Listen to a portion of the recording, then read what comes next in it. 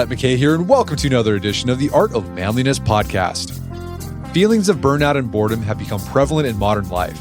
To understand the roots of and solutions to these issues, we can turn to both ancient philosophers and contemporary thinkers. Among the latter is Korean-German philosopher Byung-Chul Han, whose thought-provoking analyses are gaining increasing recognition.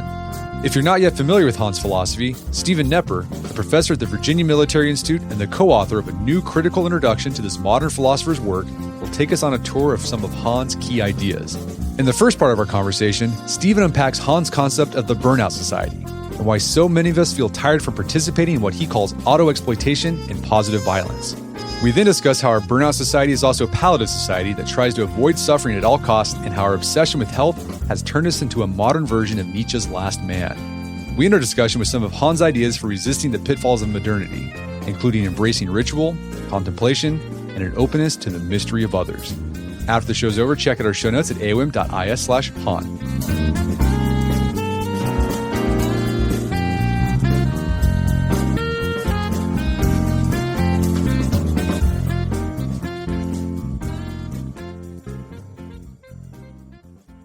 All right, Stephen Knepper, welcome to the show. Thanks for having me. It's an honor to be here. So you co-authored a book about a modern philosopher that I've been seeing more and more of in my readings. This guy named Byung-Chul Han. He's a German-Korean philosopher. For those who aren't familiar with this guy, who is he and why am I seeing him more and more in my philosophical reading? Yeah, he is popping up everywhere today on the internet, on social media. So Byung-Chul Han, he is a Korean-German philosopher, as you said. He was born in Seoul, Korea. He's living. I think that's important to point out. He's continuing to write all the time. So he's very much a thinker on the move. He's born in Seoul, Korea. As a younger man, he studies metallurgy and is really into engineering, kind of material science. But as a young man studying those, he becomes more and more interested in philosophy and philosophical questions and literature. So he travels to Germany to study abroad, and he lets his parents under the impression that he's going to continue his material science studies in Germany. But he makes this big move into studying theology, literature, and especially philosophy at the graduate level. So I think that's just kind of a fascinating thing in and of itself. About 15 years ago now, he had this breakthrough book that is really his turn to more topical problems of the day. And that book was called The Burnout Society. And it was a big hit in Germany, but it also was, relatively quickly translated into a whole bunch of other languages. And Byung-Chul Han, some of your listeners may be familiar with Matthew Crawford, who wrote books like Shop Class's Soulcraft. And they might be familiar with arguments about how more and more we live in a society where there's this war for our attention, where our attention is commodified. And you'll be in the line at the service station and you get up there to pump your gas and suddenly the gas pump starts talking to you and giving you ads, or even above the urinal, there might be ads. So our attention's getting pulled more and more in by these digital technologies. And certainly all of those kind of more real world examples like the gas pump and the urinal pale beside the smartphone, which is algorithmically tailored to harvest our attention. So Han is a really sharp critic of those kind of dynamics. And I think that's a big part of the appeal. But he really zooms into on the ways in which, while acknowledging that all these things are designed to catch us, we also kind of catch ourselves. We go along with it. We are very easily encouraged into binge watching or going deeper into email. And he talks about how we auto-exploit. And I think that's what's really captured people's mind, because I think a lot of people can recognize that in themselves. I know I can. The ways in which we don't have to be checking work email, but we do. The way in which we have a down moment and we pull out that smartphone. I think he's really an astute critic of that. Okay, so I hope we can talk more about these ideas, these criticisms he has of modern life in depth. And yeah, I'm sure our listeners are familiar with Matthew Crawford. We've had him on the podcast a few times, talk about Shop Class's Soulcraft, The World Beyond Your Head. So I think this will be right up their alley. I'm curious, you're a professor at the Virginia Military Institute. So how did a professor at the Virginia Military Institute, where they do drum outs, take an interest in this Korean-German philosopher? Yeah, so I love VMI. I love working with cadets. As you might expect, they're very ethically serious and they're very disciplined. and they live in a system that encourages discipline and virtue. But cadets are not immune from some of these same dynamics. They too struggle with screen addiction. They too struggle with being able to focus their attention. And, a subset of cadets come to a place like this because they want that structure. They know they need it to succeed. So in one ways, I think that working at VMI gives me some insight into some of the ways we can deal with these things. Because VMI, for instance, during their freshman year, what's called the rat year here, cadets aren't allowed to use their cell phones. But on the flip side, I think just like if I were teaching anywhere, I can see how my students are struggling with some of these dynamics. Okay, let's dig into Han and his philosophy, kind of bigger picture. How would you describe his approach to philosophy? Like, what school of philosophy would you put him in? Is he a Aristotelian, an existentialist? What's Han's philosophy? How would you describe it? Yeah, there's lots of different ways I could answer that question. And he draws on some very different sets of philosophical resources, including Zen Buddhism, including Christian theology at times. But I think how I'd answer that question for right now, and the way that I think really focuses why he resonates so much with people, is that he comes out of this tradition, especially in German philosophy, that's very techno-skeptical. Sort of earlier critiques, even before the digital age, that are concerned about instrumental reason, about how we tend to approach the world and other people as things, as objects, as machines, how there's that reductionism involved in that, how bureaucracy and this technical reason rationalize our lives and organize it, but then also might seem like they're squeezing out room for freedom. So some figures here you might think of on the left would be someone like Theodor Adorno, and on the right would be someone like Martin Heidegger, but also German Catholic thinkers like Romano Guardini or Josef Pieper. And Han draws on all these thinkers. But more recently, there's this turn toward thinking especially about technology and how it shapes the world. So someone like Heidegger is going to talk about how technology inframes the world. It determines how we see the world and each other itself. There's something about the way the technology restructures our world. And that gets taken up in media theory by people like Marshall McLuhan outside of Germany, and a lot of other media theorists that Han is in dialogue with, who are looking at the ways in which, technology isn't just sort of this passive transmitter of information or this tool that we use. Technology, and especially communication technologies, shape how we see the world, often in ways that we're not aware of. And I think we've all seen that with the digital. Think about how the experience of smartphones has reshaped how we experience the world, how we experience time. So he's certainly a philosopher that picks up those concerns and takes them in very interesting and precise ways into our digital present day. Okay, so he's kind of taking a turn towards media theory. And he does talk about Marshall McLuhan. I'm sure people have heard that phrase, the medium is the message. Exactly. Yeah, the idea is there that the tools that we use for media consumption or communication, it shapes the way we think. I did an article about this on our Substack called Dying Breed about Nietzsche and the typewriter. Yeah. And actually there was a famous German media theorist that wrote about this, talking about how, Nietzsche went blind. And once he went blind, he had to start using a typewriter. And this guy talks about how his writing style changed once he went from writing out by hand to writing with a typewriter. His writing became punchier, became more aphoristic, more bombastic. And so, the same sort of thing happens. I'm sure people have noticed how their emails have changed since they started communicating primarily via email. I remember when I wrote handwritten letters, it kind of flowed and was more stream of conscious, and it was long sentences. And now with email, the medium of email, it's got to be short, punchy, and to the point, because that's how you do email. Yeah, and even text messaging, I think, has refigured how we do email.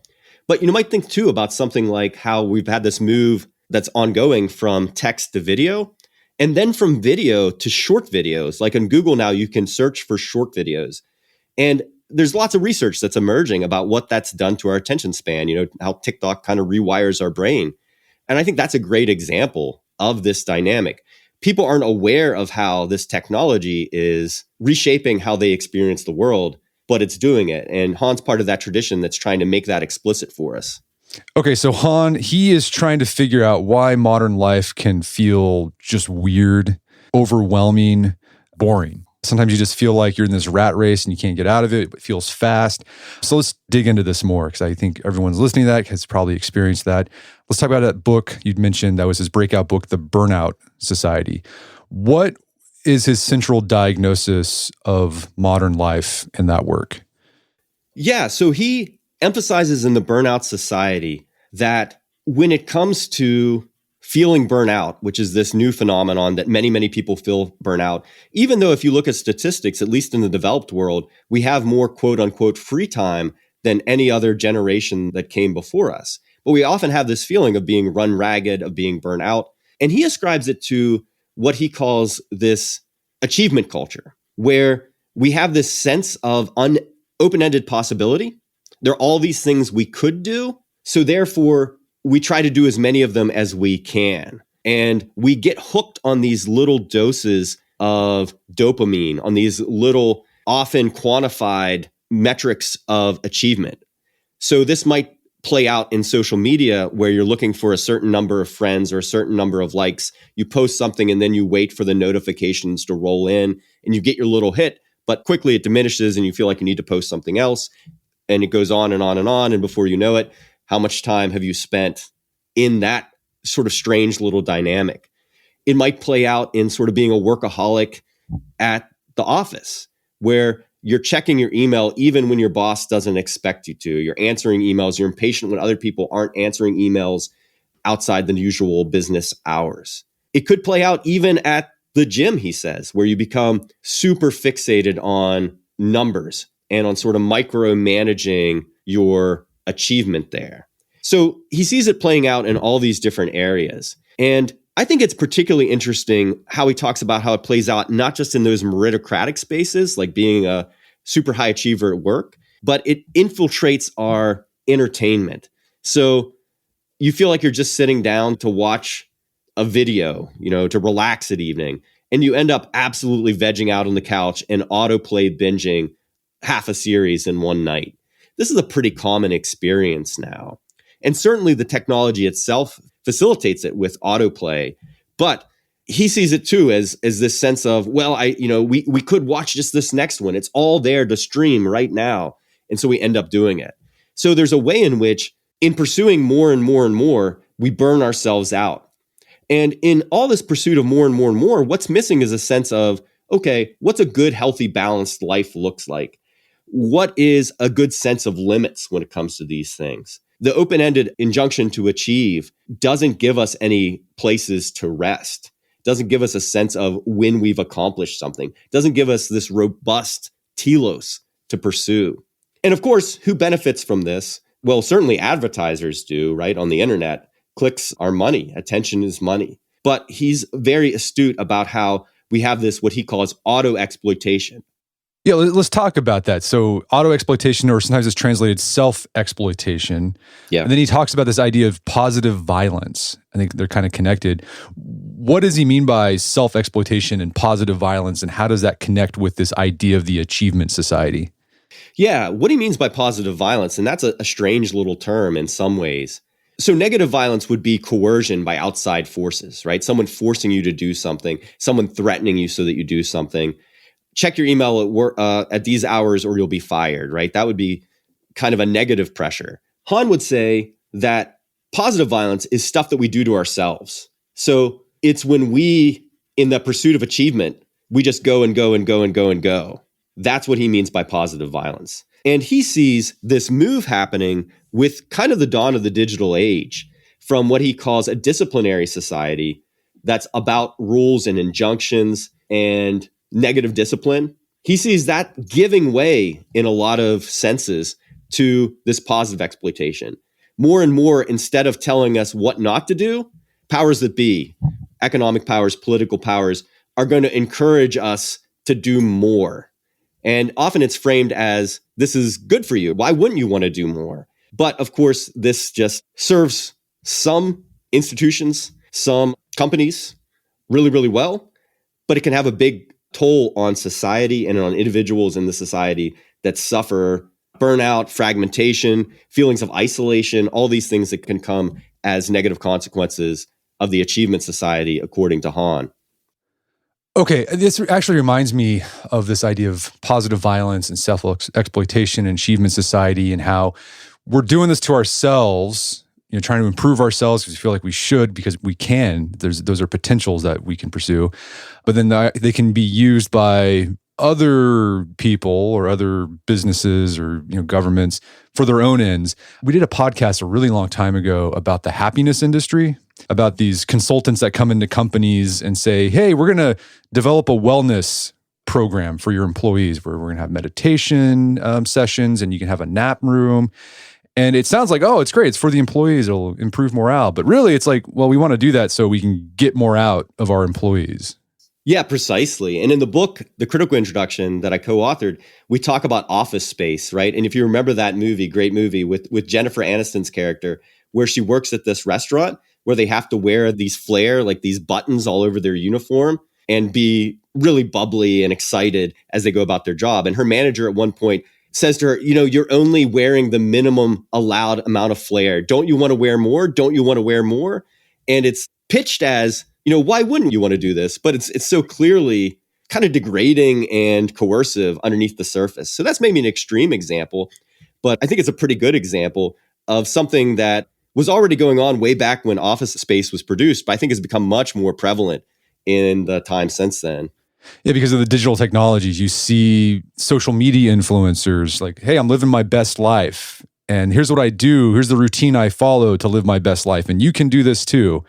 And it's like, man, that's a lot to do when I've got a job and kids and other responsibilities. But you try to do it because you're living in that achievement society. Yeah. And I think that one thing I would like to specify, and I wish that Han would do more of this in his own writing, but I don't think that the problem, at least from my view, maybe he would disagree with this, but I don't think the problem is wanting to have a set of disciplines that pursue a goal, like fitness, working out, or trying to learn something new. I mean, all of these can be good things. But what makes them pernicious in Han's view is when you don't have this ideal that you're aiming at, which will sort of let you know when you've got there. You don't have this sense of direction. You don't have this sense that you're aiming at flourishing. You are just sort of going from hit to hit to hit on these mini achievement rubrics. And, what gets lost is like this rich notion of flourishing or this balanced life. So, I think that's what Art of Manliness is really good about. Certainly, you give people fitness tips and you give people time management tips, but again and again, you come back to this robust notion of what flourishing should look like. And I think that if you take that seriously, that actually counteracts the achievement society. Yeah, maybe you can put it this way. In the achievement society, we tend to treat means as ends because we don't have an ultimate end, really. I think that's a fantastic way of putting it. Yeah. Yeah, I've seen this in my own life. A perfect example, I've talked about this before on the podcast and in my writing. I was a power lifter for a while, really got into it, and I was always chasing the next PR. And it was fine for a while, but then a couple of years ago, I was getting to the point where in order to increase the weight on the bar, I was just having to train harder and harder, and it was just causing a lot of stress, physical. It beat me down. And I got to the point, it's like, I can't do this anymore. This is no longer enjoyable. So I still train, but I'm not chasing numbers. I'm just training so I just feel good and because I enjoy it. Yeah. And one thing that Han emphasizes elsewhere in his works, so far we've talked about his diagnosis of our society's problems, but his books are kind of split between those more diagnostic works and works where he's recommending some practices that will help counter this. And he's written a lot about ritual and the importance of ritual. Ritual trains our attention. It allows our attention to be more robust. It gives time a shape.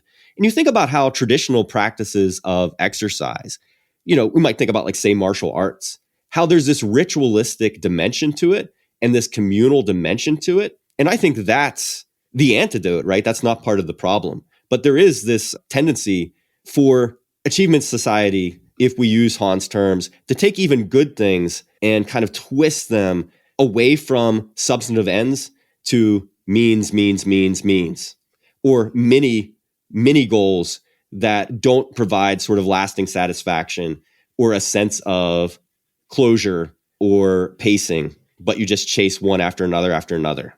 An example I just thought of as you're mentioning that, where we take something that we maybe enjoyed for the thing itself and then turn it into achievement society thing, like a hobby. You see this happen all the time where someone has this hobby that they're really passionate about and then they start sharing it on social media because they love it.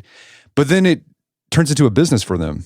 And then their hobby becomes this means to gain influence and money, and it kind of kills the joy of the hobby. Yeah, I think that's spot on. And we might think about other things too. So Han recommends contemplative practices as something that are especially important in our distracted, attention-divided present day. But you think about how like a certain practice of something like yoga or even daily prayer can be just another thing on the to-do list that you're using as like a band-aid to sort of manage the worst feelings of being burnt out or stressed, or to allow you to just squeeze out a little more achievement. And that's not sort of the transformative practice that Han's recommending to really counteract this achievement society. But it can be sort of co-opted as part of the regimen, right? There's this great phrase that Han has, I think it's in the Burnout Society. He says that people today are tired from not being able to be themselves. What does he mean by that? And how does the achievement society contribute to that tiredness? Yeah, I think that there's many ways you could approach that. But I think that Han has had this qualm about present day society and the achievement society, but he also sees some tendencies towards this in Western philosophy and Western society for a long time. He thinks that there's often this unconscious kind of egotism to it, where you're focused on being the best you. And, for a lot of people to even question that just sounds insane, right? This is the mantra by which they live and by which they exhort others. But one of the dangers with that is that you never really know, like when you've reached prime you. And also, often by sort of being so focused on you, you don't open yourself up to other people or to the world or to great works of art or literature or ideas. Everything's about self-maximization, or it's about that next little bit of achievement. And not only is that really bad ethically, right? Because we need to be attentive to others. Han doesn't quote, as far as I know, Iris Murdoch, the great British novelist and philosopher, but he would agree with her that in some ways ethics begins with attention, right? We got to be able to sort of give people our attention in order to treat them well. So there's this ethical downside, but there's also this paradox in which the achievement society, it seems like you're doing this all for your own benefit, but it feels so thin and you feel like you're burning out. Whereas really, if you open yourself up to others and you have substantive relationships with other people, or if you pursue kind of a disciplined practice that gives your life shape, or, religious practice, those things open up a depth of meaning and a depth of satisfaction, but you only can access those if you let go of the ego, if you dilate the ego, if you make yourself receptive to them. When you get out of the way, then meaning can be discovered. Yeah, when I read that phrase, tired from not being able to be themselves, it made me think of Kierkegaard and his notion of despair. Yeah. And he had this idea that we have this idea of ourself as it should be. And I think he talks about someone who's really ambitious, and it's either you got to be Caesar or nothing. Yeah. So it's like, if you can't be Caesar, then it's just, you're worthless. And I think Han would agree with that. We have this idea in our modern world, like we got to be the absolute best. And if we can't do that, we're worthless. And then we just fall into this funk and we're depressed. And yet Han, I think he argues in the Burnout Society, a lot of the depression that we see in the modern world, yes, he would agree that maybe there's some biological component. Some people are just depressed because of something biological going on in themselves. But he argues that a lot of depression, people just feeling down and just in a funk, it's because we are striving so hard to be this awesome thing that we think we should be because the achievement society tells us we need to be. And we're not reaching that. Even though we're trying really hard, we just get burnt out and we're just like, oh, okay, I'm just going to give up. Yeah, I think that's exactly right. And my co-author, Rob Wiley, he's a great Kierkegaard scholar. And I think part of what drew him to Han is that even though Han doesn't quote Kierkegaard that much, there's a lot of shared sensibility. And I think one of the things is this notion of perhaps the most dangerous kind of despair is the despair that you're not aware of. You're not aware you're in it. And I think he sees that as plaguing a lot of us that are caught up in this achievement society. So we mentioned that technology plays a major role in Han's critique of modern life. How does he see digital technology, especially smartphones and social media, contributing to the burnout society? Yeah, that's a great question. And my other co-author, Ethan Stoneman, this is really his wheelhouse. And one of the things that he points out is that really Han doesn't turn to engaging digital technology fully until after the burnout society. That's when you see him start referencing thinkers like Marshall McLuhan. That's when you see him really giving attention to how smartphones have reshaped our experience of the world. So I think the burnout society is still a great place to start with Han. But if you're interested in the technology, you want to look at some of those later works where he really goes in depth on how technology is feeding into this achievement society mentality. But even in the burnout society, he's already talking about how the smartphone can be kind of like a portable, a mobile labor camp where we are just always pulling it out in any down moment and clicking. I think too, on social media, one of the things that he is insightful about is that there's this drive to make yourself transparent on it, to sort of share everything about your life, everything that's going on. And certainly that's really good for marketers because behind the scenes, they're creating intricate profiles for each user that they can then sell to other companies. But also it cumulatively, it creates the sense that humans are really these thin things, that an online profile captures who we are as a person. And sort of the depth and mystery of the individual gets lost. You might think about something like dating apps, which, I know lots of people that have, met the love of their life on these. So I'm not trying to sort of just categorically dismiss them, but there's this real danger with them that you think that if you match with some preferences online, that when you meet the person, that you already know them, right? Or that there's a compatibility there, right? And you can lose track of that mystery of the other person. And of course, too, when we create online personas, we can either be consciously or unconsciously performing a persona that's not really us. So Han worries about how it creates this thinned out version of self and other. And, he's a big proponent of recovering real world relationships, real world friendships, where you can't just sort of ghost each other if you don't like how the conversation's going, or where you might have to dwell in silence for a few moments when you're sitting together at the restaurant, and where there might be this real tension, right? Where the other person might call you out, or you might sort of need to stick with each other through hard times. All of these, he thinks, awaken us to a richer sense of ourselves and others as having this unfathomable dimension of otherness or mystery. He thinks we hunger for that. Yeah, I do too. For sure. Yeah, Han's critique about transparency, I thought was really interesting because, you see this ethos, particularly online and social media, where you got to be transparent. So it benefits the social media companies. They get more information about you so they can sell ads to you. But also you see this ethos from the people themselves taking part in social media. There's this idea that if you have a following, like your followers demand transparency from you. You got to let them know everything about you. Like, what are your thoughts about this issue? And tell me about your family life and your problems. And you get rewarded if you reveal things about yourself. Oh, thanks for being real. Man, you're just so authentic. And Kierkegaard makes this argument too in the present age. He makes this comment how he was writing in the 1800s, and he was writing about how people would talk about their personal lives very freely in the public, like in newspapers and essays and things like that. But then when they were actually with people face to face, they wouldn't reveal those things. Like they would just suddenly become very reticent and they wouldn't talk about those deep personal things, but they had no problem sharing it with the mass audience. And Kierkegaard said somehow that hurts being a self. Like you can't become a self and an individual unless you have, he calls it a sanctum sanctorum, like a holy of holies that only you can go into.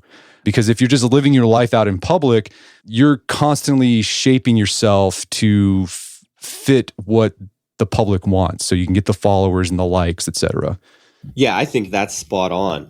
So it's kind of interesting. This might feel like a bit of a digression, but there's this Emily Dickinson poem that I teach most semesters. It's very short. It's called I'm Nobody, Who Are You? Actually, it's not the title. It's just the first line that's taken as the title.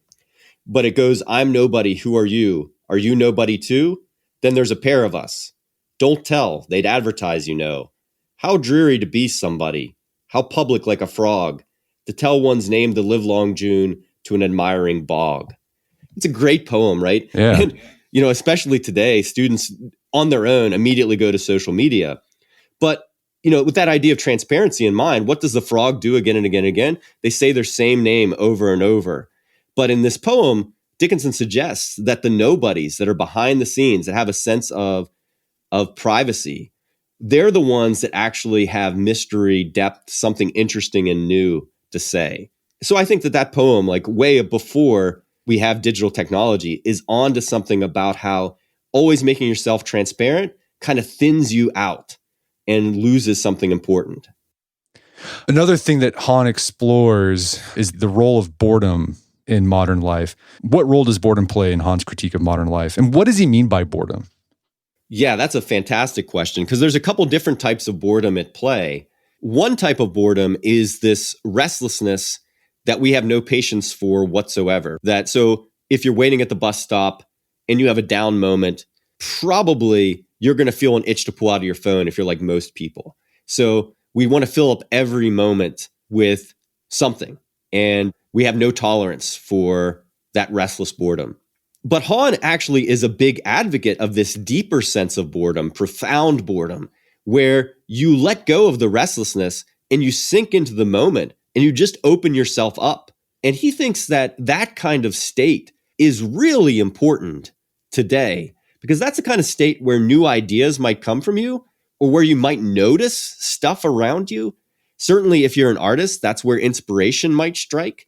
So he thinks that this kind of profound boredom, that a lot of us that were lucky enough to grow up pre-digital, as kids, I think we reach this state often because you go through the restless boredom, like, oh man, I've got all day. I don't know what I'm going to do. I'm tired of all my toys. And, you don't have any recourse. So over time, you might come up with like an imaginative game, or you might go out on a walk and you sort of sink into this more receptive, open state. So those are the two states of boredom in Han. Now, I'm not sure this is exactly everything that's going on, and this might be only a partial answer to why he's interested in that profound boredom. But I think Han, since he's such a great diagnostician of what's wrong with society, one of the things that he's aware of is that, okay, if we're already feeling really burnt out because of this achievement society, what if we just let go of that compulsion to achieve in the midst of the burnout? Maybe there's not that big of a gap between feeling exhausted and that profound boredom. And if we could just allow ourselves to sink into that, then maybe the antidote is much closer to the state of our problem than we think. So I think that's maybe part of the reason why he's so interested in profound boredom. There's a qualitative leap between the burnout state and profound boredom, but maybe the divide in another sense isn't that far apart. Maybe it's kind of like hair of the dog, where you have to kind of lean into it a little bit more to figure out what it is you lack and really need. Yeah, I think so. And you can see him sort of trying out different approaches to our problems. So post-burnout society, he also starts to talk a lot more about openness to the other, and eros is this thing that draws us out of ourself towards the other or towards the world. So here too, I think he thinks that, okay, we're seeking all this fake community online, and he'll talk about online community as often seeming like you're encountering other people, but really because of algorithms and really because you still kind of mediate that encounter. He says you're actually trapped in kind of a mirror world. You're trapped in what he calls the hell of the same, where if you really want to encounter other people, you often have to go into the real world, where there's a little more risk and uncertainty in the encounter, but there's also this sense of depth and a richer possibility of a relationship. Martin Buber is another thinker that's important to him. And Martin Buber will say things like, when you enter into a real relationship with the other person, the relationship itself is bigger than the sum of its parts. It's not just you and me, there's now a we. And Han will say similar things, but you have to sort of open yourself up to that for that to happen. And he thinks a lot of people are seeking that on the internet, but it's pretty hard to find on the internet. We're going to take a quick break for a word from our sponsors. And now back to the show.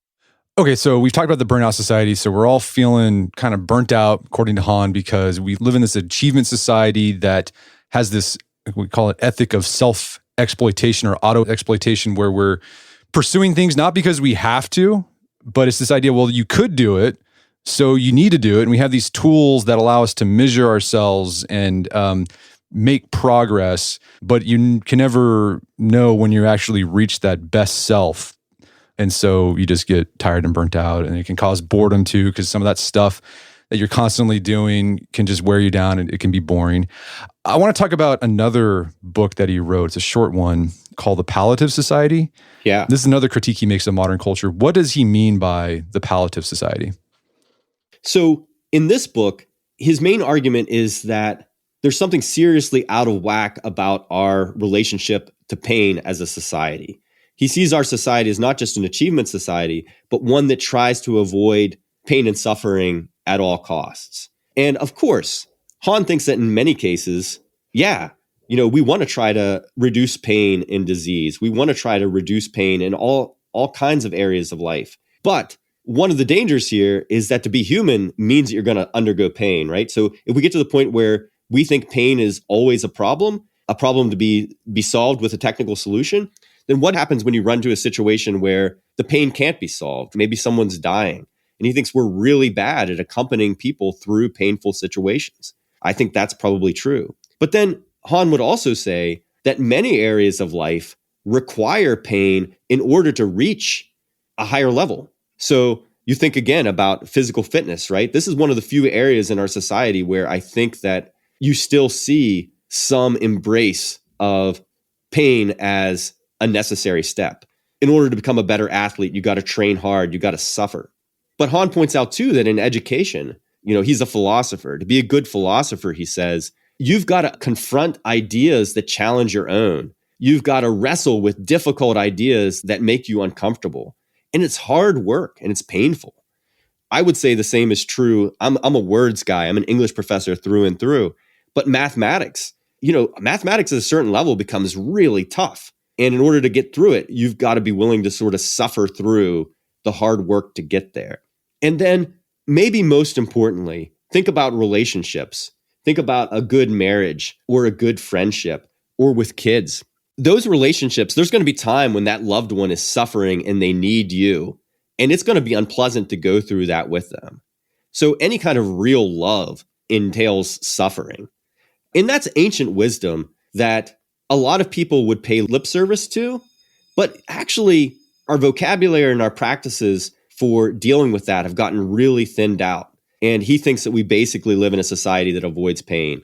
For him, the COVID pandemic really revealed that because, after the opening stages, when we got a better sense of what's going on with this disease, he saw kind of an overreaction in all kinds of areas. We might think about schools shut down for kids long after we knew that this disease, thankfully, for the most part, wasn't that threatening to children. And this strange way in which we couldn't sort of balance that this is a tragic situation, that there's going to be negative outcomes no matter which way we go. He saw us as kind of failing the test in a pretty profound way. And he traces it back, at least in part, to this inability to deal with suffering and to sort of think about pain in an adjusted way. You mentioned that you think our vocabulary around pain and suffering has been thinned out. What are some examples of that off the top of your head? Yeah. So, I think we see it in all kinds of areas. And there have been some really good contrary trends to this. But I think that when you think about parenting and how for a few decades now, we've had the phenomenon of like helicopter parents, right? Whenever your kid has problems, there's a real, not even just temptation, but almost expectation from other parents, you might think, to jump in there and smooth it out for your kid. And sometimes that's the right thing to do, right? Sometimes there's situations the kids are in that they can't deal with and they need adults to step in.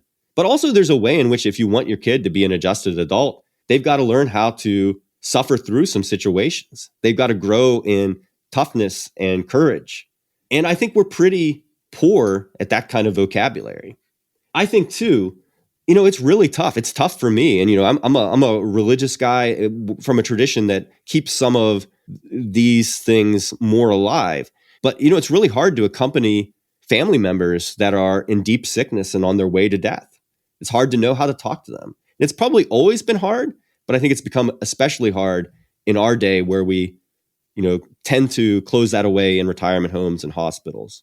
So, those are some examples.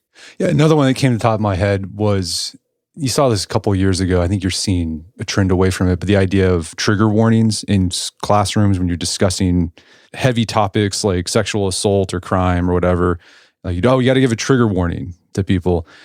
I think that might be another example of, like Han would say, this is an example of the Palliative Society. We want to reduce and eliminate pain as much as possible, even though to really understand an experience, you have to confront everything, even the terrible parts of it. Yeah, and Han would say, life itself is going to throw up these really hard situations. So certainly in classrooms, you shouldn't handle difficult material flippantly or, brusquely. You should try to be sort of sensitive about it. But one of the reasons to study the humanities is to study the tragic and help you then process it when you have to encounter it in your own life. So if you just sort of immediately bracket that off, then one of the main reasons that the humanities is important goes away. And people end up suffering more as a result for that, I'd say. Yeah, you become fragilized. We had the guy who wrote the Coddling of the American Mind or something like that. Yeah. He writes about that. I would like to talk about this. I think it's in the Palliative Society. Han has this kind of throwaway line. He didn't really explain it or follow it. I wish he did, because that's actually really interesting. He talks about this idea of the Palliative Society and wanting to eliminate pain.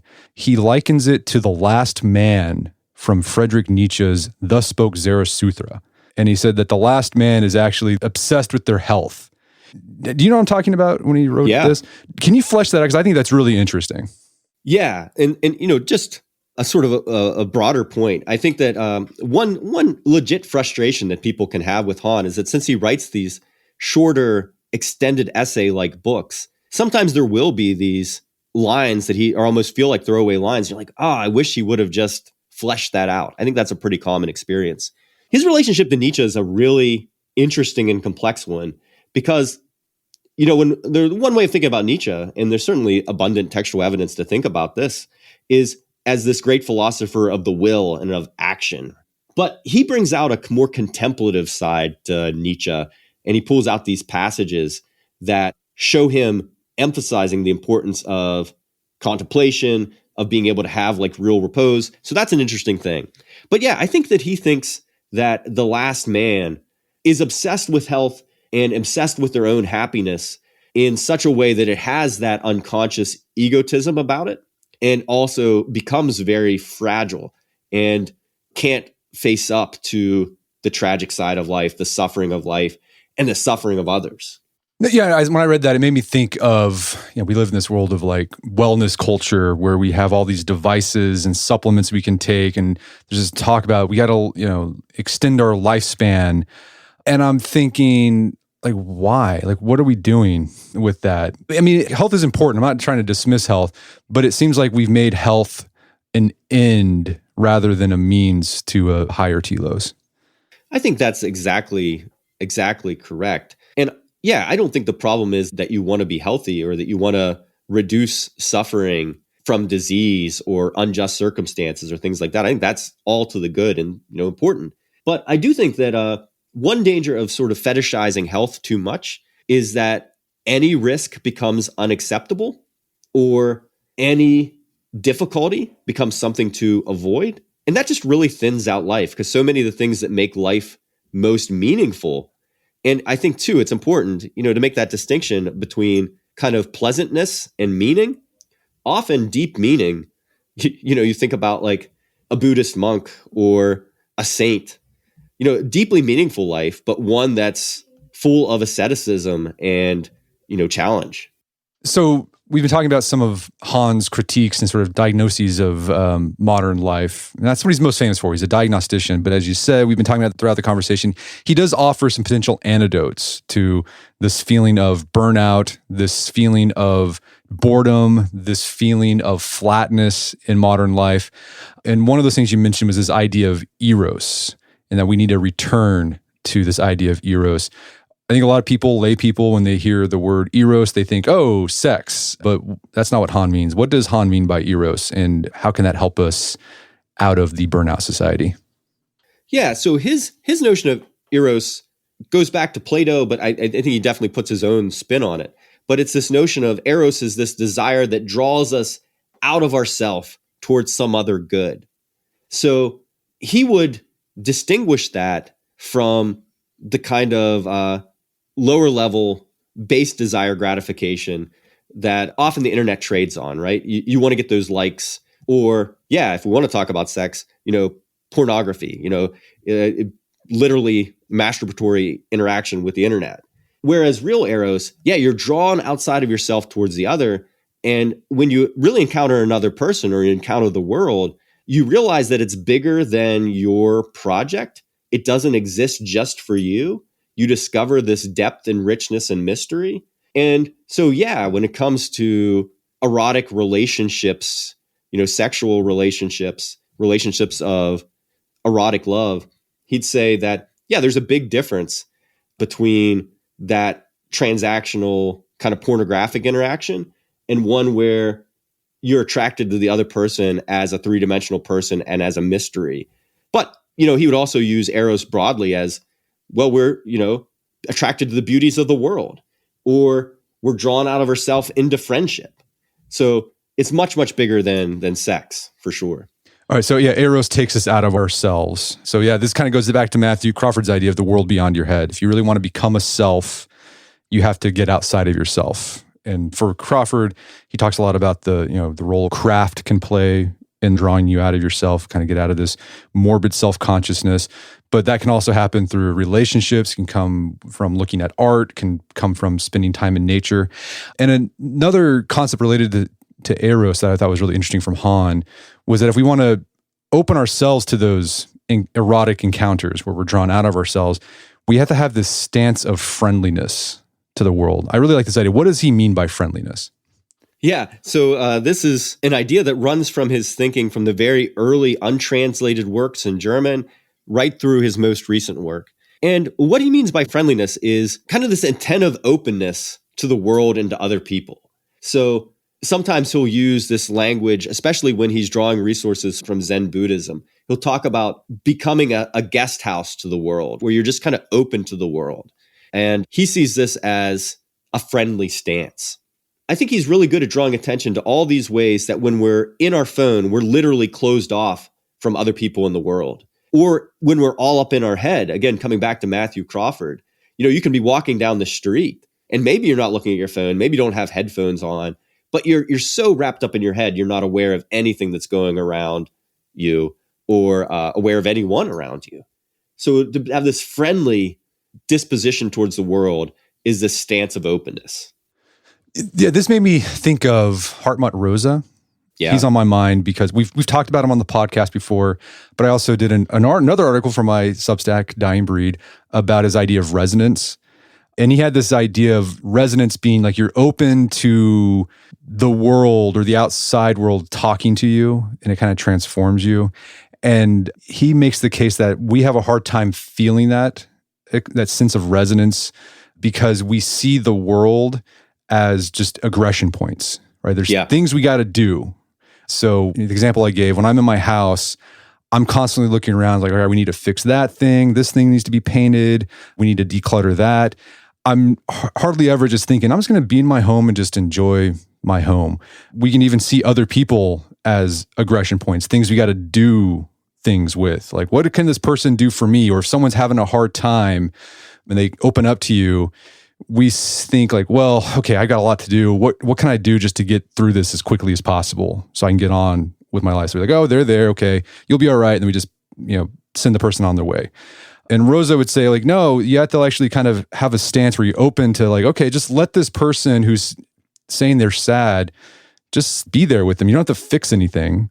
Just be there. And you might have this moment where like both of you feel like you're edified in some way. And I think maybe Han would agree with that. Like instead of seeing the world as points of aggression, you're just open to the thing or the person as they are.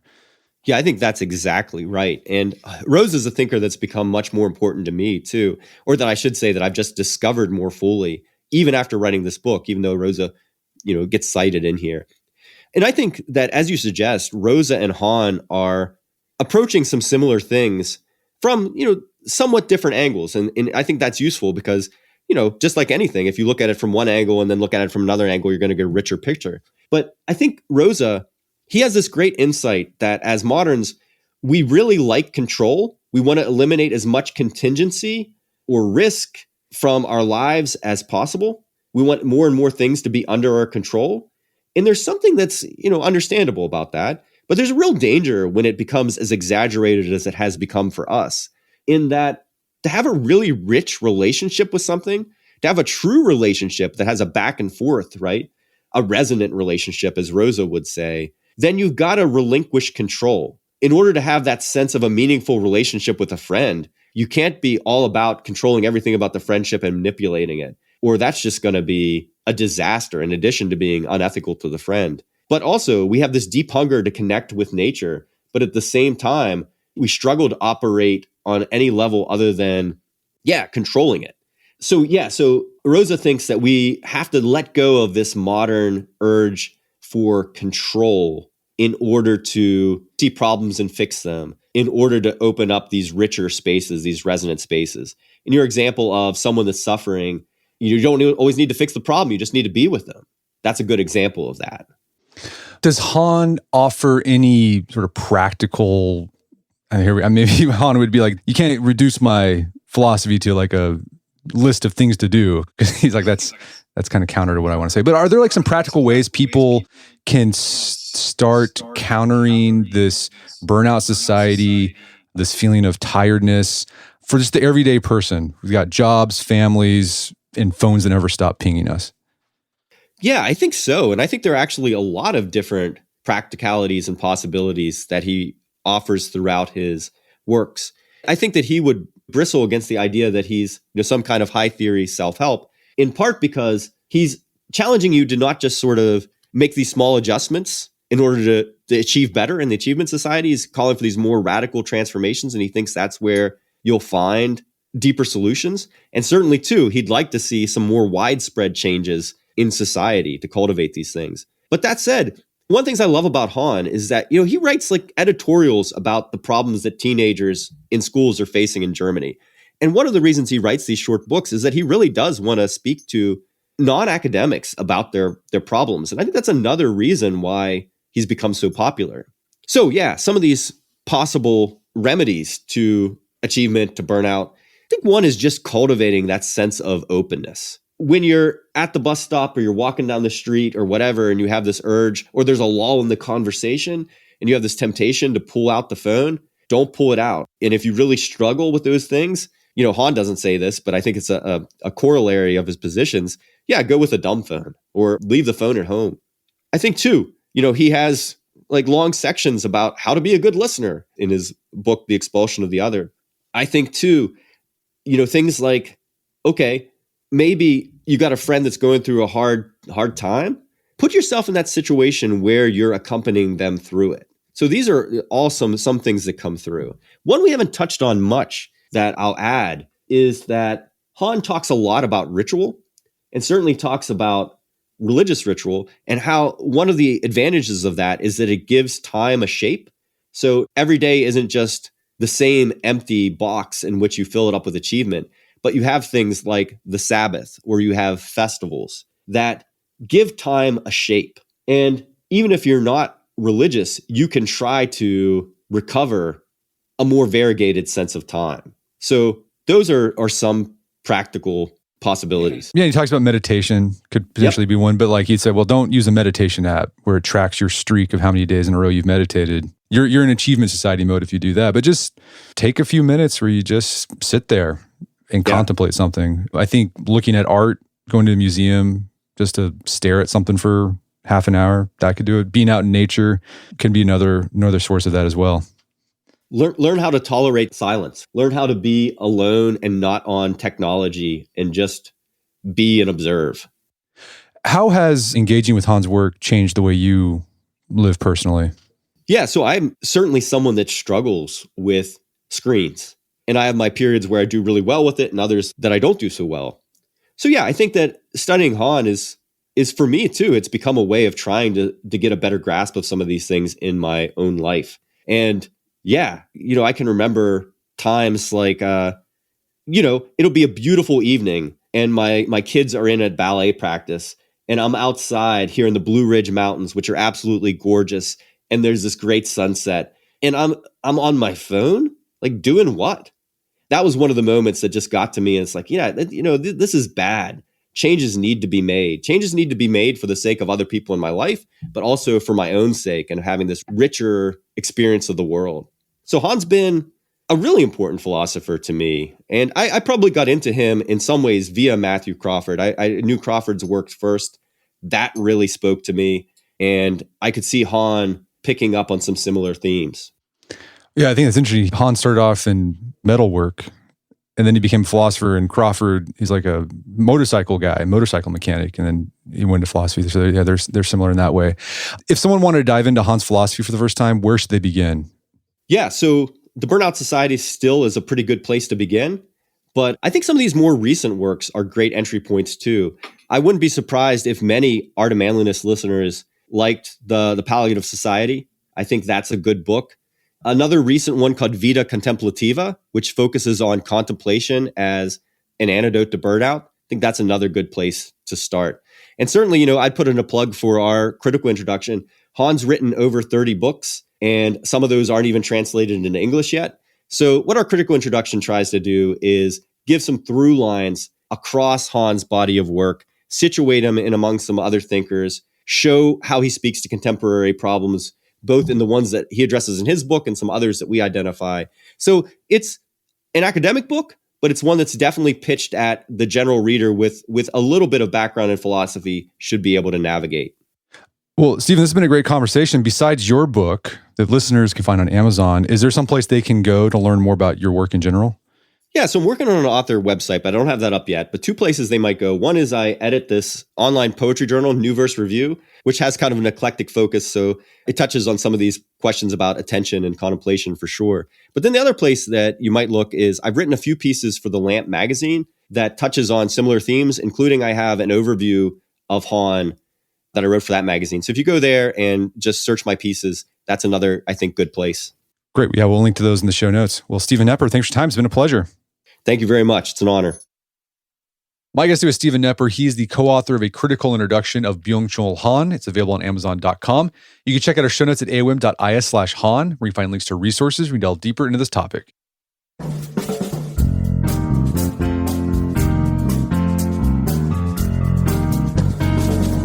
Well, that wraps up another edition of the AOM podcast. Make sure to check out our website at artofmanliness.com, where you find our podcast archives, as well as thousands of articles that we've written over the years about pretty much anything you can think of. And make sure to check out our new newsletter. It's called Dying Breed. It's for both men and women alike. You can sign up at dyingbreed.net. It's a great way to support the show directly. As always, thank you for the continued support. Until next time, it's Brett McKay, reminding you to listen to the AOM podcast, but put what you've heard into action.